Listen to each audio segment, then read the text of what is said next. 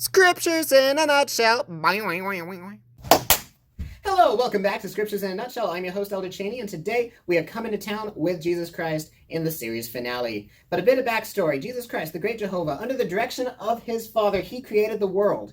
And because of that, he was able to help all of God's children, all of us, to live our happiest lives with different commandments, all of which pointing to the atonement of Jesus Christ, something that happens when Christ is on the earth. So fast forward a little bit to Christ coming to earth. He grew up. He was the perfect example, the perfect teacher, the perfect miracle worker, the perfect carpenter, among other things. And he caused miracles. He helped the blind to hear and the deaf to see. Wait, other way around. But he taught the truths of eternity, the ways that we can live our happiest life, once again pointing toward the atonement of Jesus Christ, where all of us can live with God again because of.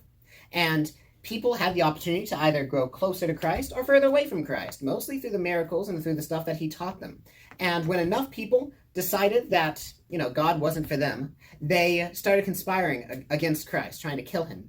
And the cool thing is that was still, in some minute way, part of the plan, because Christ was able to perform the atonement, which started by suffering in the Garden of Eden, continued all the way up to the cross, and finished with the resurrection of Christ, becoming the first fruits of them that slept, which proves that we can be risen again when the time comes.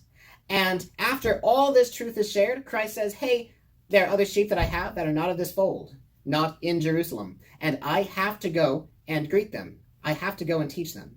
And so he goes to the other side of the world, to the children of God in ancient America. And he teaches, he expounds the same stuff in most cases, because by the mouth of two or three witnesses, all things are made established. He lets them know, hey, this is how you live your happiest lives. He sets up his church, and then he leaves, letting them govern themselves, which for the next 200 years, because of those amazing policies, those amazing doctrines, they were able to live their happiest lives for 200 years. And I know that that kind of civilization working that way also works inside you and inside your friends. Because I know that when you come unto Christ, when you get to know him better and perfect yourselves and deny yourselves of ungodliness of any kind, that is when you live your happiest life. I know that is true, and I need you to go talk to your missionaries about it. I say these things in the name of Jesus Christ, amen.